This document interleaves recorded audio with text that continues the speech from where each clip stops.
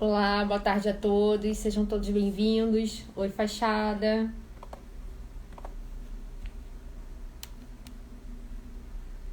Vamos entrando. Tudo bom? Doutor João, seja bem-vindo. Daqui a pouquinho o doutor Vinícius está entrando. Hoje o papo vai ser muito bom, vai ser muito prático. A gente vai falar sobre a atuação estratégica do advogado trabalhista. Nós sabemos... Oi, doutor Rodrigo, obrigada pela presença, você sempre prestigiando. Meu primo, Gutinho, tudo bom, primo? Doutor Cláudio, doutor João Paulo, seja bem-vindo, obrigada por vocês estarem aqui. Eu tô aguardando o doutor Vinícius entrar, daqui a pouquinho ele tá acessando. Doutor Agostinho, seja bem-vindo. Bom, doutor Leonardo, obrigada pela presença. Como eu estava dizendo, hoje o papo vai ser muito bom. Do professor Marcelo Segal, doutor Marcelo, obrigada pela presença, por prestigiar a nossa live. Doutora Letícia, doutor Éder. Doutor Vinícius já entrou. É só mandar a solicitação. Doutora Mari, Délia, obrigada, Délia. Leandro, doutora Luísa. Manda a solicitação, doutor Vinícius. Deixa eu ver se eu consigo ver se foi. Já enviei. Doutor Benedito, doutora Renata, doutor Bruno, sejam bem-vindos. Tudo bem, doutor Vinícius? Tudo bom e você? Tudo bom, doutora? Como vai? Ótimo. Olha, tem muita gente boa aqui na nossa live hoje. Muitos advogados, Que doutor honra, que Marcelo, satisfação. titular da 26ª Vara do Trabalho do Rio de Janeiro. Doutor Gilmar está entrando. Muito obrigada pela presença de todos. Eu vou fazer, então, para a gente não perder tempo, eu vou fazer a Sim, apresentação do doutor tempo livre. Vinícius. Eu tenho certeza que todos aqui conhecem ele, mas vou, de qualquer forma, fazer a introdução e depois a gente parte para o tema. Quer dizer, antes eu quero fazer alguns comentários rápidos, depois a gente vai para o tema. Bom, vamos lá. Bora. O doutor Vinícius, ele é juiz da 15ª Região, ele é professor e ele integra o projeto Execução Estratégica junto com mais 3 pessoas, o doutor Ulisses Taveira, juiz trabalhista da 23ª Região, o Danilo Diniz e o Leandro Magalhães, que são diretores de secretaria da 18ª Região. E eles têm um projeto muito legal, que tem cursos e eventos online, que justamente se chama Execução Estratégica, de capacitação para todos nós que queremos aprimorar, nos capacitarmos ainda mais e sabemos como nossa atuação pode ser ainda melhor em fase de execução. Pessoal, obrigada. Estou esperando aqui as pessoas irem entrando e já estou acenando. Vamos lá, Obrigada pela esse participação comecinho a de gente tem que todos. gastar um tempinho para dar tempo do pessoal entrar. Isso é É verdade. tranquilo. Então, antes da apresentação do tema, eu quero falar um pouquinho rapidamente sobre o dia de hoje. Hoje é o dia de finados e, segundo dados oficiais do site do Ministério da Saúde, nós já tivemos 160 mil perdas em decorrência da Covid-19. E essas perdas não são números, são pessoas especiais que conviviam conosco, familiares, vizinhos, amigos, pessoas, perdas irreparáveis, pessoas especiais. Então, em memória dessas perdas irreparáveis, eu queria ler um poema do Fernando Pessoa e vou tomar um minutinho só. O poema se chama A Morte Chega Cedo. A morte chega cedo, pois breve é toda a vida. Um instante é o arremedo de uma coisa perdida. O amor foi começado, o ideal não acabou. E quem tenha alcançado não sabe o que alcançou. E tudo isto, a morte, risca por não estar certo, no caderno da sorte que Deus deixou aberto. Essas perdas irreparáveis não vão ser esquecidas e eu queria agradecer a cada um de vocês, porque eu sei que é um dia difícil para muitos de nós e por vocês estarem aqui prestigiando a gente, por vocês quererem nos escutar, por vocês tirarem uma horinha desse dia, que como eu falei é um dia difícil, para escutarem a gente, estarem aqui na nossa companhia. E eu quero fazer um agradecimento especial ao Dr. Vinícius por ter aceitado o meu convite. É uma pessoa extremamente capacitada, preparada. Vocês vão ouvir ele falando, lógico que todos já devem ter ouvido, ou nos cursos, ou em live. E é uma honra ter você aqui para conversar com a gente. Doutora Luciana, um beijo, seja bem-vinda. Bom, então vamos começar a falar, vou apresentar aqui o tema.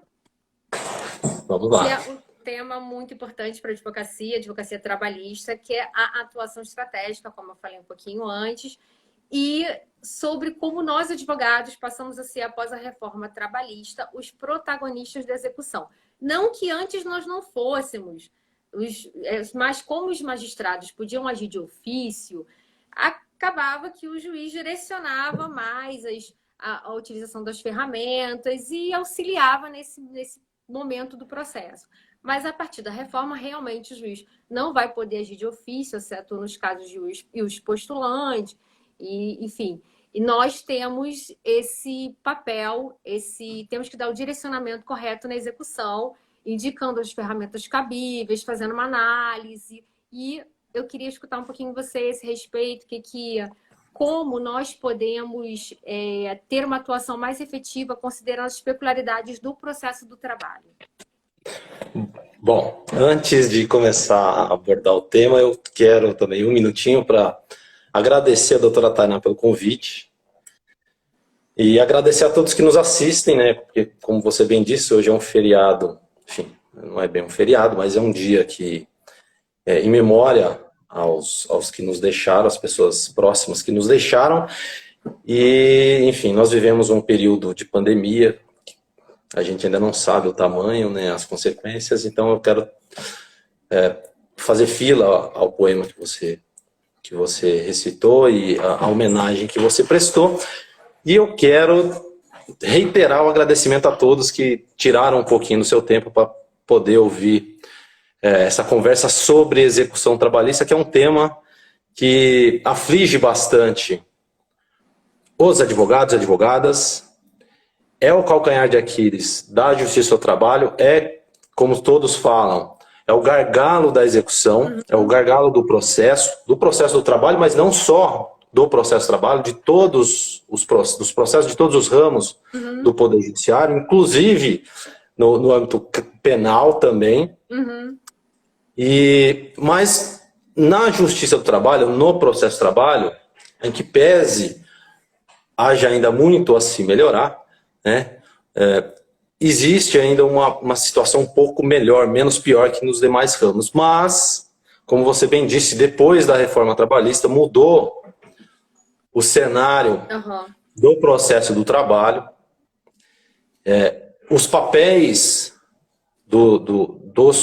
das partes, dos advogados, na relação jurídica processual, ela se modificou e os advogados passaram a assumir, ou deveriam passar a assumir, um papel de protagonismo, uma atuação ativa mais importante, notadamente na execução.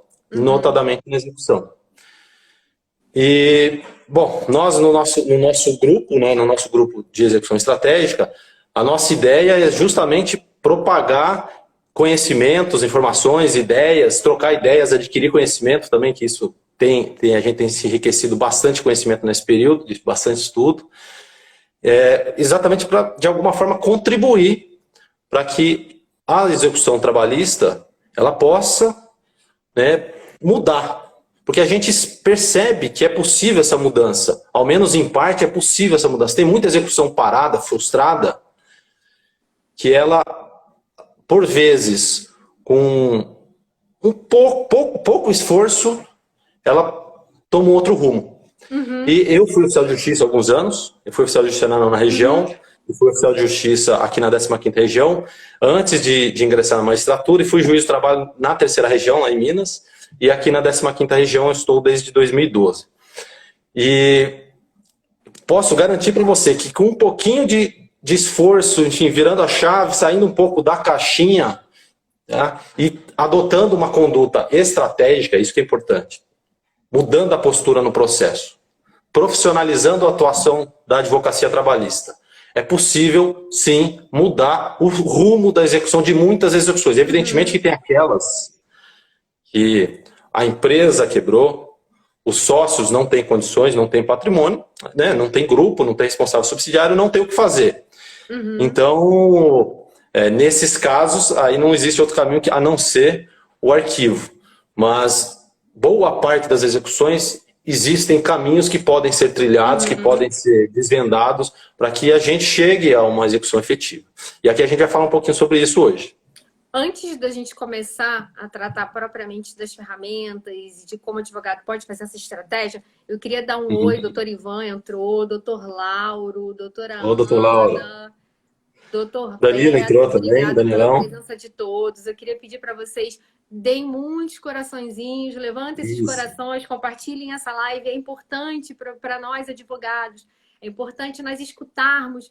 O doutor Vinícius está se predispondo a conversar com a gente hoje, feriado, como nós conversamos, para poder explicar para a gente, dar um norte. E quanto mais informações nós tivermos, é ótimo para a gente, é mais importante. Nós vamos ser advogados mais capacitados e vamos conseguir executar o crédito dos nossos clientes. E o crédito se reverte nos nossos honorários. Então, é isso. Obrigada a todos. E quem tiver perguntas, podem ir mandando, que eu vou anotando e vou fazendo. Se der, senão a gente deixa para o final. Doutor Vinícius, essa estratégia que nós temos que ter, ela, na verdade, deve ser iniciada antes do processo, numa fase pré-processual, no atendimento. O que você pode dizer para a gente em relação a isso? Bom, nós temos pregado bastante isso, né? Que a estratégia processual, formação, o estabelecimento da estratégia, do planejamento estratégico, ela se faz antes do ajuizamento. É isso? Quando você vai construir uma casa, o ideal é que você, se você tiver um capital, é que você faça todo um planejamento, contrate uma empresa de construção, ou de engenharia, de arquitetura, enfim, faça todo um planejamento da obra para não perder dinheiro, para não ter nenhum problema lá na frente, nenhuma surpresa. E no processo do trabalho, é a mesma coisa, nas demandas em geral. O ideal é que o advogado, antes de propor a ação, o advogado que é um profissional, tem que se levar isso em conta, não é um amador, é um profissional, ele levante o maior número de informações possíveis para poder delinear o perfil da pessoa contra quem ele vai demandar. E, então, com base, a partir daí, né? Então, para delinear esse perfil e para saber as condições financeiras da empresa, para saber quem são os sócios, qual a condição do sócio, se tem outras ações, em que pé estão outras ações, né? Se tem patrimônio, se não tem, se é insolvente, se não é, né? Qual a condição financeira, enfim, se tem empresas do grupo, se não tem, se tem fraude, se não tem, enfim. Tudo isso, o ideal é que o advogado, antes de ajuizar a ação, ele já faça uma pesquisa utilizando-se das ferramentas de acesso público, muitas delas na internet, para já estabelecer o que ele vai fazer no processo, o que ele vai fazer assim que ajuizar a ação, qual caminho ele vai traçar, quais instrumentos ele vai adotar, quais táticas processuais ele vai implementar naquele processo. Porque, veja, eu vou dar 2 exemplos e você vai compreender, quem está nos ouvindo vai compreender muito bem. Imagine 2 exemplos. Um escritório de advocacia do lado de cá da rua e um escritório de advocacia do lado de lá. Tá? Cada advogado ou advogada atendeu 2 trabalhadores que foram dispensados da mesma empresa, na mesma época, com o mesmo tempo de contrato. Eles vão pleitear as mesmas verbas. Eles pretendem pleitear as mesmas verbas. Horas extras, insalubridade, verbas rescisórias, FGTS e tal. Aquele que procurou o escritório A, chegou lá no escritório, o advogado fez uma entrevista básica, passou para o estagiário, aquele formuláriozinho, né, com nome, RG, CPF, tal, data de admissão, dispensa, dados básicos do contrato, fez algumas perguntas, tal, gavetou, assinou a procuração, propôs a reclamação trabalhista, tá? Contra a empresa, exclusivamente. E aí o que aconteceu? Chegou na audiência, na primeira audiência não teve conciliação, designou uma nova audiência, as testemunhas não vieram, foi adiada, depois de 1 ano e meio, 2 anos, saiu a sentença, aí teve RO, etc, enfim. Chegou lá na execução, encontrou bens? Não. Depois de 2, 3 anos, ficou na mão, né? Execução frustrada. Agora, o advogado B, do outro lado da rua, que recebeu um colega de trabalho com o mesmo tempo da mesma empresa, ele, além de pegar os dados básicos do contrato, o que ele fez? Ele perguntou quem é o sócio. Você conhece quem são os donos da empresa? Às vezes o trabalhador sabe, ele está lá dentro. Ah, eu sei, é fulano de tal, tal. Aí o advogado pesquisou na junta comercial e viu que ele não figurava. Falou, mas ele não estava. Aí ele fez mais uma pesquisa com essa pessoa, ele pesquisou para mim em outras reclamações trabalhistas e viu que ele figurava como preposto em várias ações. E aí ele fez uma pesquisa na junta comercial e descobriu que ele tinha outras empresas no mesmo ramo, vizinha, entendeu? Atividades complementares. Aí esse advogado, ele pesquisou no seu trabalho, no Serasa, enfim, em serviços de controle de crédito, de pesquisa de crédito, ele verificou que a empresa estava insolvente.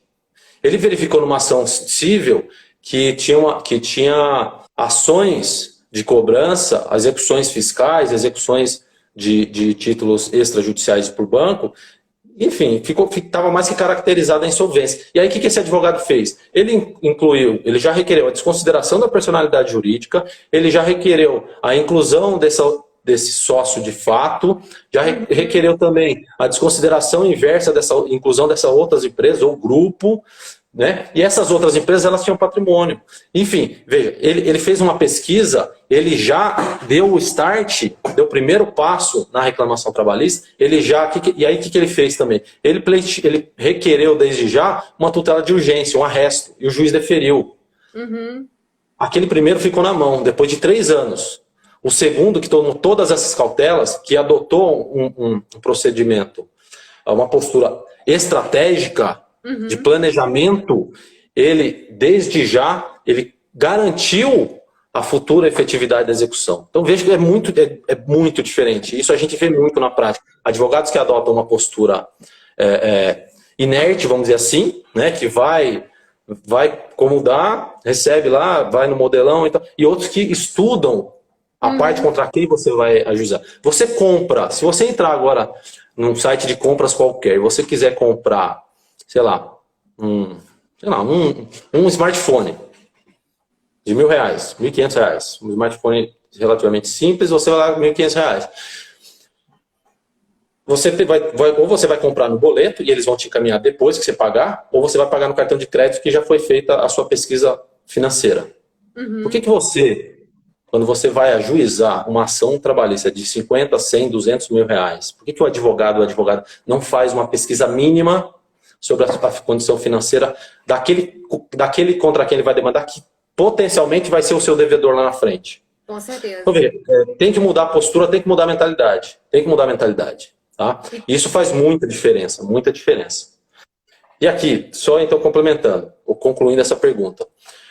No momento pré-processual, antes de ajuizar a ação, o que os advogados, as advogadas devem fazer?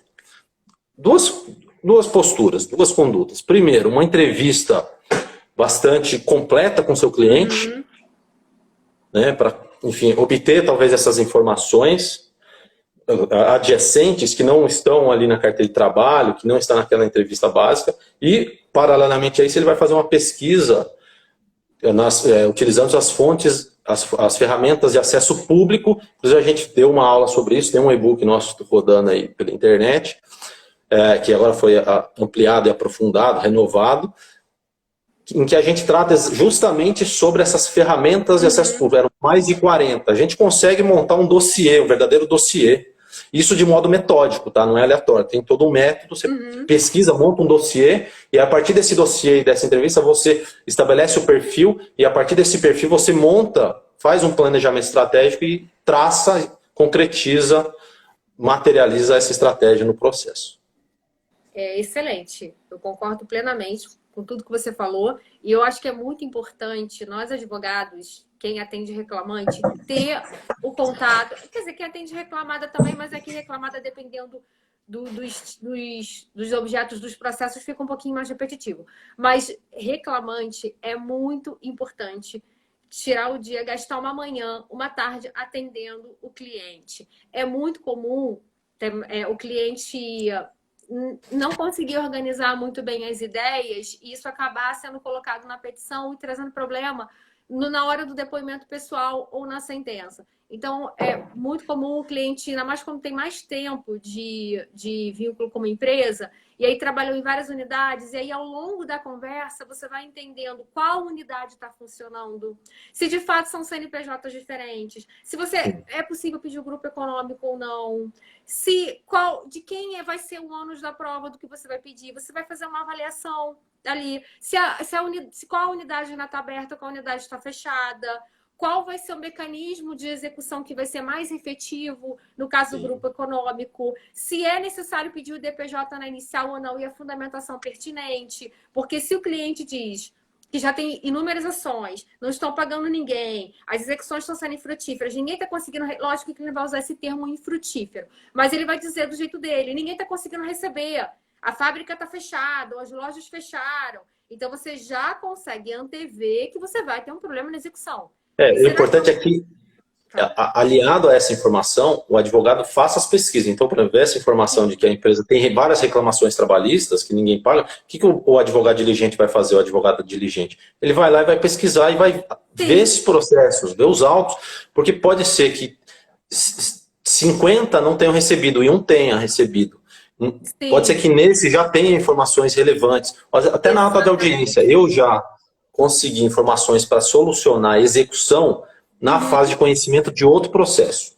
Sim. Só que eu fiz de ofício, tá? Tinha assim, só que o que era o correto? Era os advogados trazerem. Era uma gráfica que não contratava todo mundo sem vínculo há anos, não pagava ninguém, as execuções ficavam derrapando. Tudo por baixo do pano, um monte de fraude, blindagem, etc. Os advogados ajuizavam a ação e cruzavam os braços, ficavam esperando o dinheiro chegar que nunca chegava. Nunca traziam informações relevantes. E aí eu fiquei na vara por um tempo, eu falei, não é possível. Que não é possível. Eu e o oficial de justiça, e a diretora, a gente queria resolver, porque tinha muitos processos, tinha uma execução com reunião de execuções também, um processo com reunião de execuções. Vamos resolver. Aí o que eu fiz? Aí veio uma audiência de instrução. Aí naquela audiência de instrução eu resolvi. Por quê? O reclamante, o preposto e as testemunhas, o que eu fiz para eles no processo? Nem era objeto daquela ação, agora, né? Seria lá adiante na execução. Eu perguntei quem eram os clientes da gráfica. Eles falaram.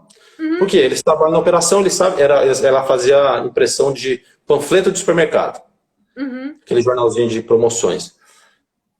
Elas falaram, 3, 4 grandes redes de supermercado, a gente pagou grande parte, com uma informaçãozinha que o advogado, às vezes o advogado já passou lá pelo escritório, 10 clientes, ele não perguntou para ninguém. Nunca. Então, às vezes, então assim, por isso que eu falei, tem que sair um pouco da caixinha, entendeu? Tem que perguntar esse tipo de informação, e aí a partir daí você faz a pesquisa e toma as medidas processuais. Doutor Vinícius, nunca um primeiro atendimento de reclamante, eu consigo levar menos de 3 horas na conversa. Não consigo. Porque é muito comum, e eu imagino quanto você vê isso na instrução, de começar, qual é o seu horário? De 7 às 16. Sempre foi de 7 às 16? Sim, sempre foi. Daqui a 2 horas, doutora, mas nessa época quando eu trabalhava à noite, não, mas peraí, você trabalhava de 7 às 16. Não, mas teve um período que eu trabalhei lá na outra unidade, que era das 22 às 5, ou eu pegava à noite. Então, é muita informação, é importante mesmo até para os pedidos do processo. Para execução, nem se fale. Eu queria dar um oi para o doutor Júlio Baia, não sei se eu estou falando certo, você me desculpe se eu não tiver. O doutor Gilmar, que é diretor de secretaria, entrou aqui. Obrigada, doutora Débora. Muito obrigada pela presença de todos. Bom, eu vi aqui algumas perguntas, eu já vou intercalando porque tem a ver com o que a gente está falando, sobre tutela de urgência e sobre averbação premonitória. Como é que a gente pode usar essa ferramenta? É já na inicial? Pode ser uma petição intercorrente antes da audiência, após a contestação? O que você pode falar sobre isso? Você quer saber da averbação premonitória? Isso, a averbação premonitória primeira, depois você pode falar sobre a tutela de urgência. A averbação premonitória, ela é prevista em dois dispositivos, 2 normas. Tem no CPC, no artigo 800 e poucos, tem expressa a previsão que, iniciada a execução, lá nas normas de execução, do processo autônomo de execução, iniciada a execução, não precisa fumos boniouros, nem perigo memória, iniciou a execução, o advogado pode requerer ao juiz, que vai expedir uma certidão para que o advogado vá e averbe, faça essa averbação premonitória e marque, né, grave o bem imóvel, aqui é importante, o bem imóvel.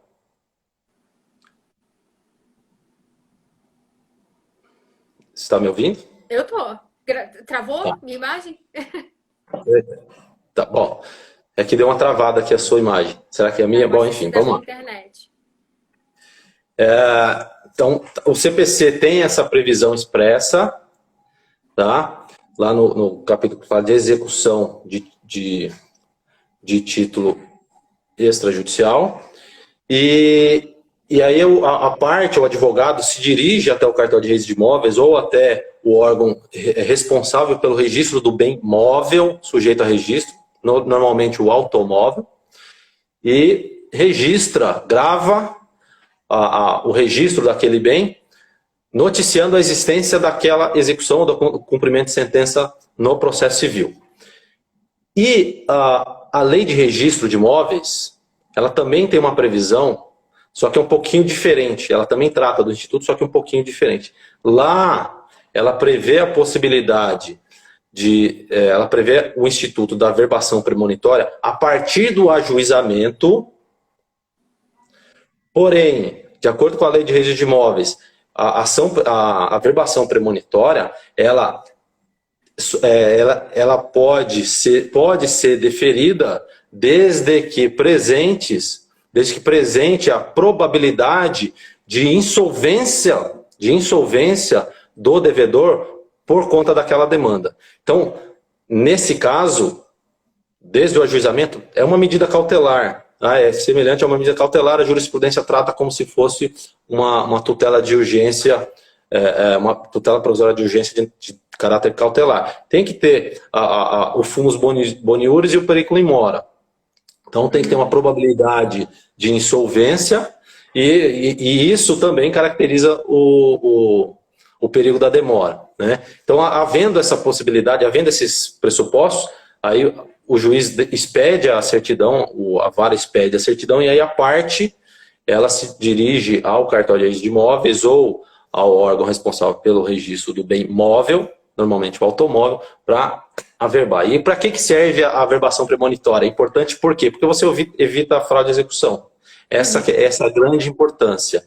Porque você antecipa o que normalmente ocorreria só lá, principalmente para bens móveis e imóveis sujeitos a registro, o que somente ocorreria aquela presunção favorável ao credor, né, ao reclamante, somente ocorreria a partir da penhora e com o registro na matrícula, você antecipa ou para o início da execução ou para o início da reclamação trabalhista, início do processo. Então é interessante porque você já evita esse risco, né, o calote, enfim, por causa da alienação, e, enfim, você possibilita a efetividade futura da execução. Mas aí, nesse caso, o credor já tem que ter ciência de um bem imóvel, ele já pediria também pesquisa no CNIB para ver se tem algum ofício protegido? Não há necessariamente, aí vai depender muito do julgador, né? Porque é possível, inclusive, pedir cautelarmente, se tiver os pressupostos, o risco da demora e a probabilidade do direito, o risco de ineficácia da futura execução e a probabilidade de direito, você pode, inclusive, pedir a indisponibilidade de bens, que é até mais efetivo, né? Assim, você pode pedir a indisponibilidade de bens e subsidiariamente a premonitória. Mas depende muito do magistrado. Por quê? Porque a parte, em tese, ela tem como obter essa informação. Então vai depender muito do magistrado. Mas a gente sabe que a gente lida com reclamantes e que são hipossuficientes financeiros, né? A gente sabe que a esmagadora maioria dos jurisdicionados reclamantes ganham menos de 2 salários mínimos. Então, tem que ter, eu vejo que precisa ter um pouco de sensibilidade do magistrado e mais. Ainda que se entenda que a execução não seja de ofício, ainda assim, o fato é que é de interesse público que a execução lá na frente seja efetiva. É para isso que existe o Poder Judiciário, é para isso que existe a Justiça do Trabalho, é para isso que existe o processo. É para quê? É para garantir que os direitos, no nosso caso, dos trabalhadores, sejam concretizados, sejam tutelados e seja entregue o bem da vida. Não adianta nada gastar dinheiro público com toda a estrutura, se chega lá na frente, o fim a que se serve não é alcançado. Não efetivar, Mas enfim, né? vai depender muito do jogador. Vai depender Sim. se é juiz, enfim, de quem estiver decidindo. Perfeito. Agora, doutor Vinícius, não seria o caso do advogado só pedir tanto a verbação premonitória quanto algum tipo de cautelar ou alguma tutela de resguardo de bem, no caso de uma prova muito robusta no sentido do possível inadimplemento, porque também, qual é a minha preocupação para os advogados ouvirem? Saírem pleiteando averbações ou saírem pleiteando indisponibilidade de bens e depois ter uma sentença de improcedência e o réu alegar um prejuízo e até, quem sabe, uma reconvenção nos próprios autos pedindo, por que não, um dano moral, algum tipo de dano pelo prejuízo causado por uma restrição indevida nos bens. Então, a gente tem que ter essa visão dos dois lados, porque nós não estamos aqui só falando para advogados reclamantes. Nós também estamos para empresas, para reclamados. A gente também tem que ter a visão de pessoas físicas, como reclamado, no caso de um empregador doméstico. Aliás, né? pode concluir. Vamos lá. Só vou dar aqui um oi para a doutora Gabriele, seja bem-vinda. Doutora Letícia, o perfil em procedência, você vê que esse perfil é voltado todo para reclamada, né? Bom, é muito engraçado, muito bom esse perfil. Mas é importante a gente ter essa observação. Sim. Não é que todas as ferramentas que nós temos acesso, nós vamos utilizar os pleitos, como o IDPJ na inicial. Não é que ele é permitido, mas será que é o caso? Porque, olha só, eu mesmo, quando saiu a modificação da reforma, eu passei a colocar nas iniciais o IDPJ para os sócios. Contudo, aleatoriamente ou você escolheu o caso? De alguns que eu já sabia que a empresa não ia pagar, para tentar adiantar. Só que o problema é, a notificação inicial, ela saía por e-carta. E a intimação tem que ser do sócio. Como é que eu faço? E aí isso acabaria atrasando meu processo. Acabou atrasando, porque eu teria que requerer a citação por oficial de justiça. E aí não seria uma mera e-carta, teria que ser... Isso acabaria atrasando e poderia dificultar. Então eu passei a fazer realmente um filtro maior de quais empresas, de fato, eu faria o IDPJ na inicial ou não. E o que acontecia com o recebimento de carta por pessoa física? Muitos condomínios recebiam. E aí o condomínio, o CPC até autoriza que não seja... que a intimação possa ser recebida pelo condomínio e entregue para o morador. E aí o condomínio recebia, o processo prosseguia em face do sócio, revelia, chegava na fase de execução, o sócio alegava nulidade da citação. Mas, de uma certa forma, como ele já entrou nos autos, já se habilitou, então, a partir dali, muitos dos processos não foi acolhida a nulidade da citação e, a partir dali, ele já estava participando dos autos. Então, de uma certa forma, acabou também sendo uma boa saída. Quando a gente trata sobre esses temas, inclusive DPJ, a verbação premonitória, indisponibilidade, hipoteca judiciária, que falaram aqui, o IDPJ na fase de conhecimento, não adianta ser aleatoriamente. Por isso que você precisa estudar contra quem você vai demandar e você precisa conhecer os institutos, verificar se o instituto, se ele é cabível, se ele é útil, se ele é necessário, melhor, se ele é útil e se ele é viável, no caso.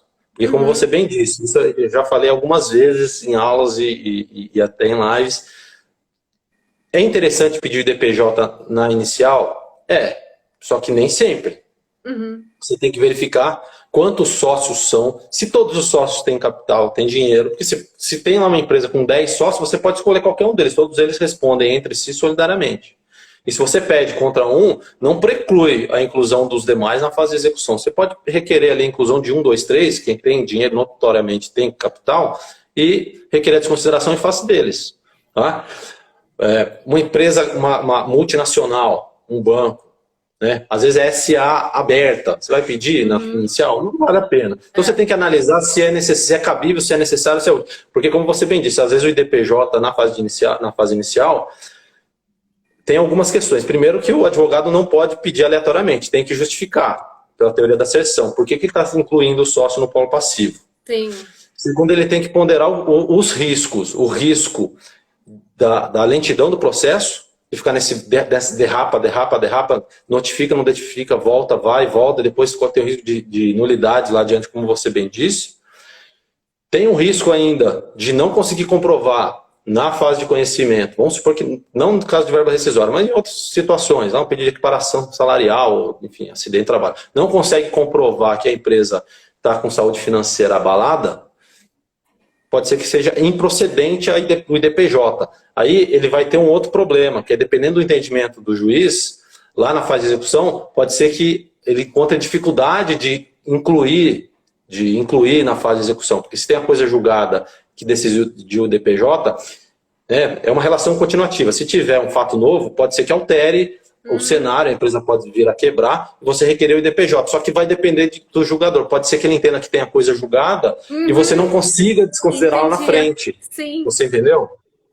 Realmente é uma questão importante. Essa é uma outra questão. Essa é uma outra questão bastante interessante, porque a sentença vem julgo improcedente contra os sócios, a ação contra os sócios, o IDPJ. E aí lá na frente a empresa quebra, você vai requerer o IDPJ. Só que se você queimou o cartucho lá atrás, eu já falei, eu entendo que é possível, porque é uma relação de trato sucessivo, continuativa, mudou a situação fática, você pode, é como se fosse uma revisão, né, da decisão. O CPC é expresso nesse sentido, inclusive, ao ressalvar, ao tratar a coisa julgada, mas vai depender do julgador também, de quem estiver julgando. Pode ser que você encontre dificuldade no primeiro grau, no segundo grau, e se não conseguir subir para o TST, perdeu. Você não consegue descontar. Então tem que tomar muito cuidado com isso. Por isso que tem que ser estratégico, não pode ser aleatório. Sim. Você tem que conhecer o instituto, saber para que serve, saber aplicá-lo, usá-lo. Isso com todos os institutos que nós usamos, nós gostamos e ensinamos nas nossas aulas, que nós entendemos que eles são táticas dentro dessa estratégia que o advogado tem que planejar no processo e concretizar. Com certeza. E com relação à hipoteca judiciária, doutor Vinícius, o que você pode falar para a gente sobre isso? Eu vou falar da hipoteca judiciária e vou puxar um gancho que você falou lá atrás também, que eu queria ter comentado e não comentei. Bom, a hipoteca judiciária, ela também é um instrumento estratégico que pode e deve ser usado pelas partes. O que é hipoteca judiciária? A hipoteca judiciária é um gravame que você vai lá e registra é uma hipoteca, tá? É uma hipoteca, só que é uma hipoteca decorrente da sentença. E ela é um efeito automático da sentença. Olha só, ela é um efeito automático da sentença. Ela independe de deferimento, de autorização do juiz. Basta pegar a sentença e registrar na matrícula do registro de imóveis. Ainda que tenha medida cautelar, ainda que tenha, independentemente do porte da empresa, independentemente da solvência ou insolvência, saiu a sentença, foi proferida a sentença, você tem direito, por lei, de pegar aquela sentença e registrar no cartório de registro de imóveis. A lei fala que é só com imóveis, tá? A discussão se seria possível também fazer uma interpretação sistemática com as normas de premonitórias, seria também com bens móveis sujeitos a registro. Mas o CPC fala somente bens imóveis. Acontece que, embora seja já tradicional na jurisprudência do TST, eu ingressei na magistratura em 2011. Em 2011 já tinha jurisprudência do TST, reconhecendo, admitindo a utilização no processo de trabalho, inclusive de ofício. Tá? Inclusive de ofício. Tem súmulas de alguns tribunais, enfim, OJ de alguns tribunais também nesse mesmo sentido.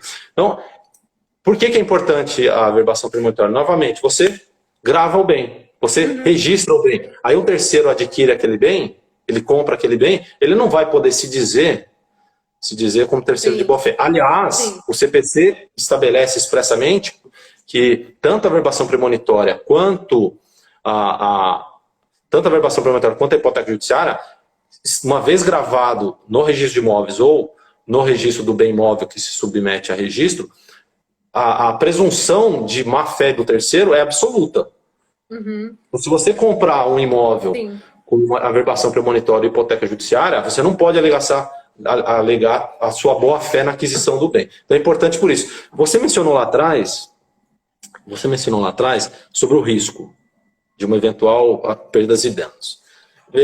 Você já viu ou já ouviu algum advogada ou algum caso de alguém que obteve uma tutela de urgência no seu trabalho, provavelmente no CIV você deve ter ouvido algum caso, enfim, que obteve uma tutela de urgência, seja tutela antecipada ou de natureza cautelar, e que depois foi revertida e que foi condenada a indenizar por perdas e danos? Algum caso concreto, você já ouviu? Você já conheceu algum caso concreto? De reversão, sim. De indenização, não. Tá. Então, porque assim, a reverter, tranquilo. Agora, a questão é indenizar. Por quê? Por que eu estou falando isso? Porque assim como o CPC prevê essa responsabilidade objetiva de indenização por perdas e danos em caso de reversão ou anulação da decisão, lá na frente, no caso de hipoteca e de averbação premonitória, também prevê para tutela de urgência. Uhum. Mas super coerente. Quando se fala em tutela de urgência, ninguém fala disso aí. Quando você vai pedir a reintegração, você pensa no risco de lá adiante sofrer uma reversão, ser condenado, uma condenação em reverso de perdas e danos? Se você pedir um arresto.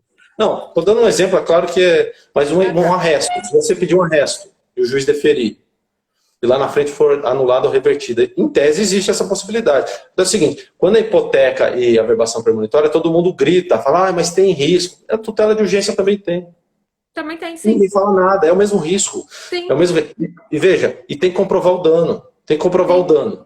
Não basta. A responsabilidade é objetiva, tá? Mas o dano você tem que comprovar, ele não é presumido. Uhum. Entendeu? Porque você averbou a existência de uma sentença, no caso da hipoteca, ou a existência de uma execução, no caso da averbação. Isso por si gera dano moral em rei? Me parece que não. Me parece que não, né? Me parece que, em princípio, não.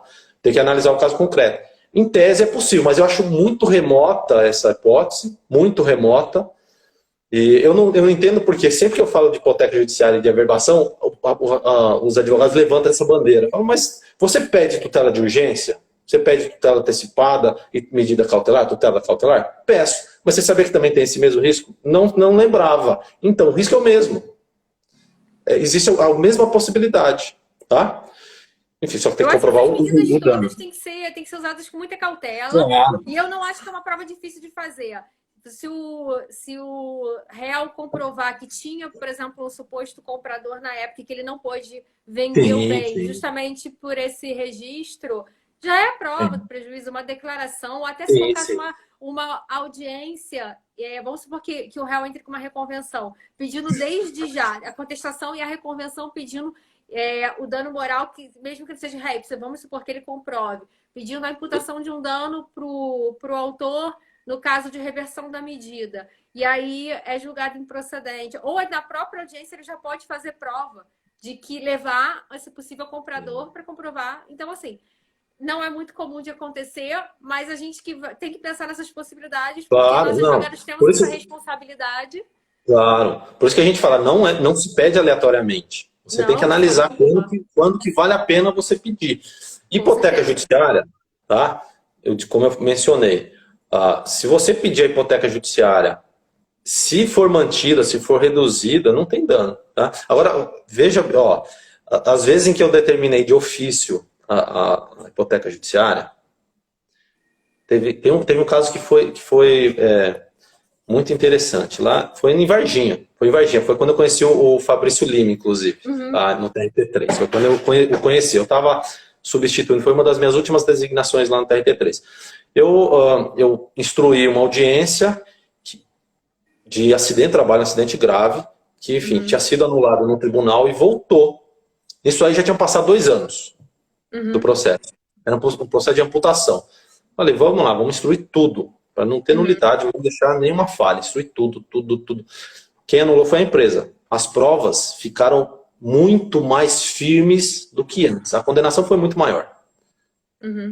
Lá ela tinha sido condenada, se ela ia pagar 50, eu condenei 150. Porque eu tenho outro posicionamento.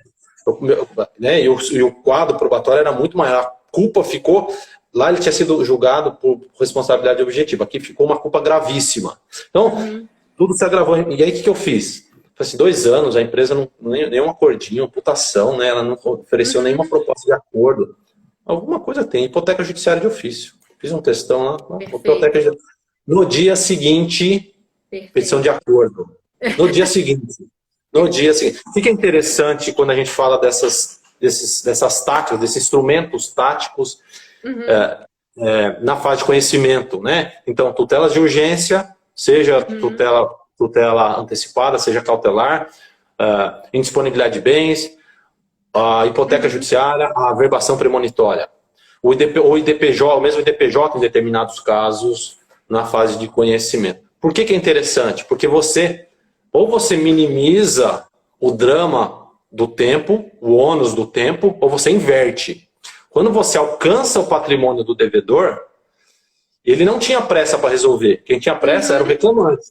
Quando você encosta no patrimônio, quando ele vê que está chegando, a água está subindo, ele quer resolver.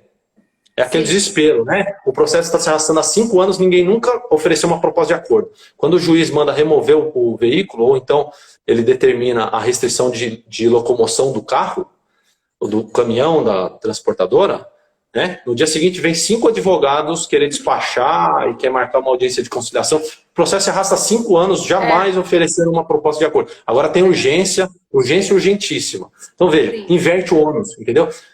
Quem vivia um drama, tem um drama amenizado. Né? Evidentemente, a incerteza diminui. Não recebeu o valor ainda, muitas das vezes, salvo tutela de urgência em que o juiz defere o levantamento do valor, mas pelo menos já garante uma provável execução efetiva lá na frente. Então diminui um pouco o drama para o credor. Agora o devedor, ele fala, opa, chegou no meu patrimônio, eu quero resolver isso aí. Quero resolver. Então você inverte, você muda. Então, isso que é interessante quando a gente fala de estratégia. Você muda a estratégia do jogo. É um jogo de xadrez. Tá? No nosso seminário eu falei que é um jogo de xadrez. E aí quando você tem uma estratégia no jogo de xadrez, né? Eu já joguei, eu dei esse exemplo. Não sei se você, enfim, joga xadrez. Sei só as regras básicas, sou um amador total. Já tive a amarga experiência de jogar com um exímio jogador de xadrez. Tá? Família tinha gente profissional lá em cima, avô, pai, filho, todo mundo joga xadrez, estuda o xadrez, estuda estratégia, pai para filha e tudo mais. É um massacre, você não fica 5 minutos jogando. É um massacre. Quando você vê, você foi aniquilado, sabe? Você vê, assim, você joga uma, vai perdendo, você não consegue respirar. No processo é mais ou menos isso. Sim. Se uma das partes joga de forma amadora, atua de forma amadora, e a outra de forma profissional, metódica, coordenada,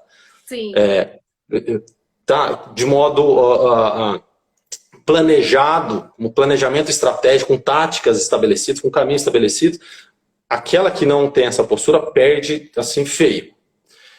Agora, quando as duas atuam estrategicamente e uma delas consegue implementar uma tática que atinge o patrimônio, então o reclamante atinge o patrimônio de alguma forma do executador, do devedor, muda o cenário, porque ele sai da defensiva e ele passa a querer resolver o processo. Sim, então, muda. É muito importante ter isso em mente, porque muda. E aí, como a gente fala, não é aleatoriamente, você não vai sair atirando para todo lado, entendeu? Pedindo aleatoriamente. Como você já falou, tem que saber para que serve, como pedir, qual vai ser a finalidade, qual o risco. Qual momento também. Exato, qual se momento, é o caso exatamente. Algumas medidas antes do IDPJ, se espera fazer o IDPJ já para pedir as medidas em face da empresa e dos sócios de uma vez, não perder tempo em face de uma empresa que fazer uma medida de constituição de ativos online para uma empresa que está fechada, sendo desnecessário. Eu nunca consegui efetivar pelo Renajude. Nunca.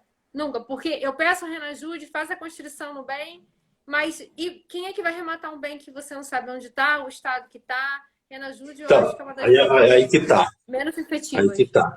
Tem algumas táticas processuais, tem algumas medidas processuais que o exequente pode, por esse exemplo que você deu. Primeiro, né?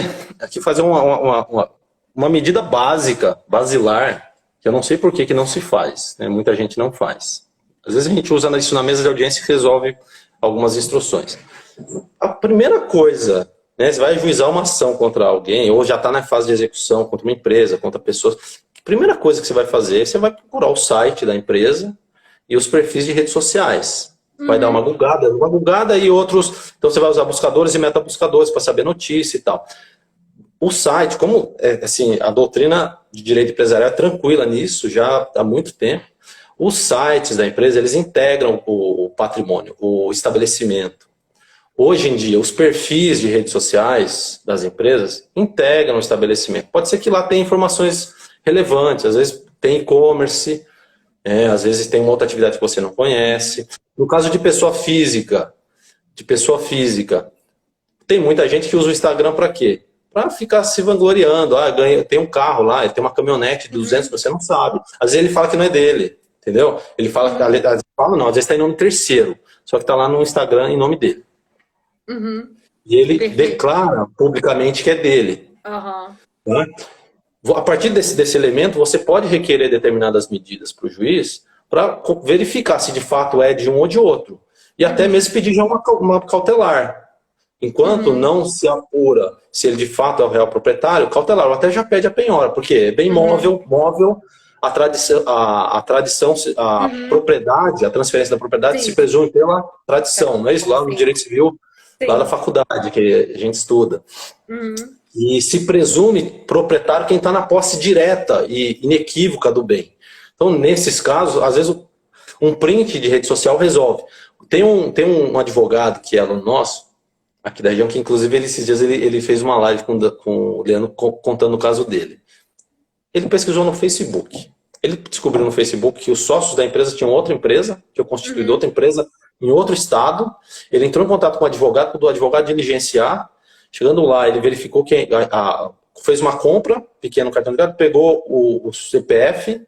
A partir dali, o advogado fez toda a pesquisa em fontes abertas, ele incluiu a empresa no grupo, agora está esperando a decisão. Provavelmente, ele vai conseguir resolver o processo.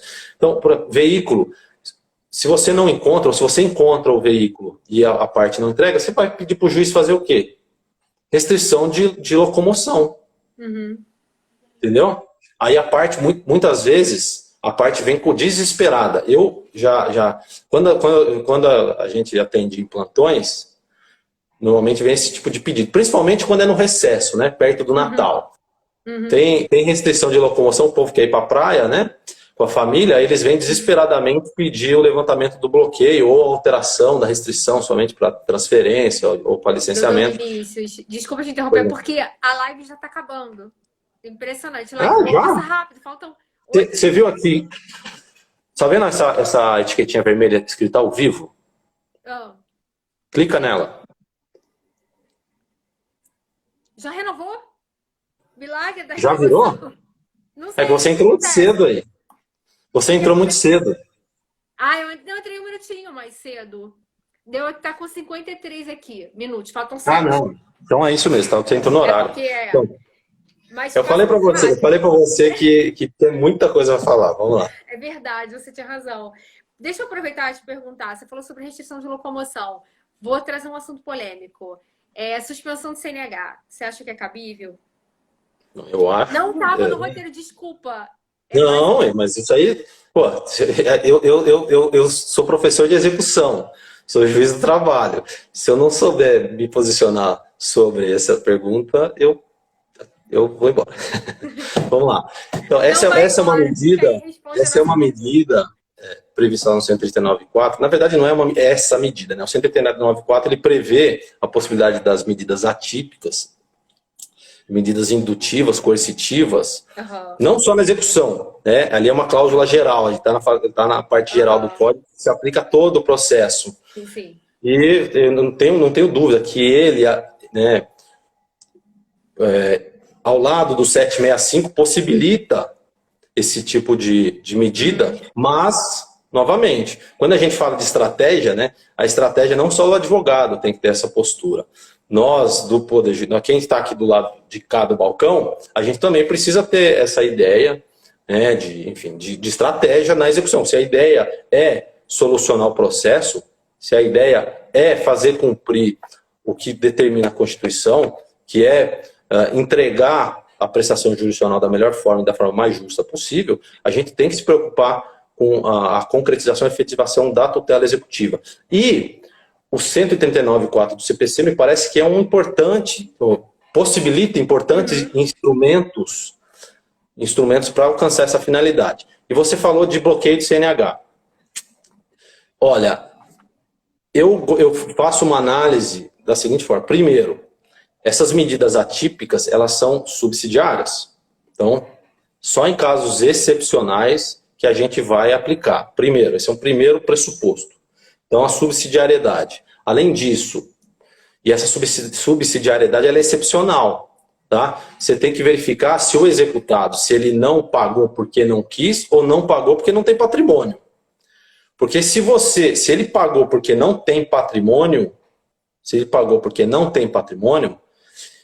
você retirar a CNH dele, você pode agravar a situação dele. E um dos princípios que limita a execução é justamente a dignidade do executado. Se a gente restringe a locomoção, nesse caso, ela pode, sobretudo quando ele utiliza para trabalho como instrumento de trabalho, isso pode, sem sombra de dúvidas, acabar violando a dignidade do executado. Mas tem mais, né? Então então é subsidiário somente se de fato ele não pagou porque não tem, porque não quis. Vamos supor que ele não paga a execução, mas ele ostenta nas redes sociais que tem dinheiro, viagens para o exterior, festa, praia, né? Praias, lugares mais restritos, enfim, carros, etc. É um tapa na cara do credor e do Poder Judiciário e de toda a sociedade. Sim. Além disso, aí você tem que verificar o quê? Se essa medida, se ela é adequada e se ela é necessária.Ela pode alcançar o fim a que se presta? Eu vejo que sim, em determinadas situações, sim. Se tentaram todas as medidas típicas, enfim, pesquisas em geral, pesquisa patrimônio em geral. Se ele demonstra que tem patrimônio e não paga porque não quer. Tá? Enfim, me parece que essa medida ela se revela proporcional, adequada. Tá? Por quê? Porque ela pode, como uma medida indutiva, levar indutiva ou coercitiva, levar o executado, o devedor, a querer pagar. Porque se a gente tentou de tudo, né? E não conseguiu o pagamento, essa pode ser uma medida que force ele a pagar. E é justamente essa a ideia de medidas indutivas e coercitivas, é que você, de formas indiretas, faça com que o executado, o devedor, vá lá e pague. Espontaneamente, entre aspas. Só que, aqui eu vou fazer um registro. A jurisprudência do STJ, do TST, e tem decisão, se eu não me engano, até do Supremo já, se eu não me engano, o tema do Supremo está para julgar em controle concentrado, mas tem controle difuso. Eu não lembro se é eu acho que é HC, eu não lembro se é HC, enfim, tem decisão já do Supremo, eu acho que é monocrática, mas o fato é que tem se firmado um posicionamento no sentido de que restrição de CNH pode, desde que haja esses pressupostos.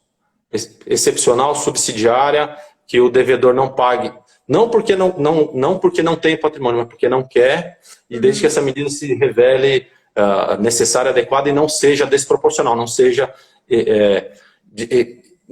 muito gravosa, né, e evidentemente que não pode violar o direito ao trabalho. Se ele é motorista de Uber, você não pode tirar a habilitação. Se ele é motorista, mesmo que seja um MEI, enfim, ou empresário individual, Eireli, o que for, ele comprovado que ele precisa daquilo para sobreviver, ou então, ele tem alguém na família que está doente, que demanda, um cadeirante, que demanda do carro, do veículo para, da locomoção, da direção dele para tratamento. Enfim, tá? É possível, mas em casos excepcionalíssimos, desde que observada a proporcionalidade. Teve uma live que eu fiz que com 1 hora não encerrou. Foi dado prosseguimento. Sim, que agora eles já aceitam até 3 horas. Eu não sei se de fato houve essa modificação pelo Instagram ou não.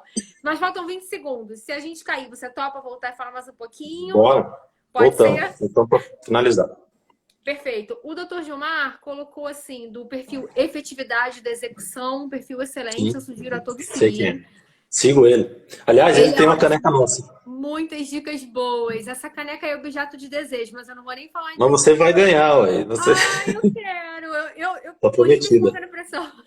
Eu quero. Não, já tava no script. Muito bom, eu quero. Vamos lá. Ele botou assim a propósito: alguma notícia do julgamento da DI 5941 que versa sobre a medida típica que envolva restrição de direito não patrimonial, que justamente iria tratar da constitucionalidade ou não dessas medidas atípicas previstas no 139, que eu saiba não foi julgado, não vi, eu acredito que Então, foi. eu tinha visto uma notícia recentemente de que já está pautada. Eu ainda comentei com o meu irmão, eu vi lá, tá pautada para quarta-feira, eu falei, mas quarta-feira, enfim, quarta-feira foi dia do servidor.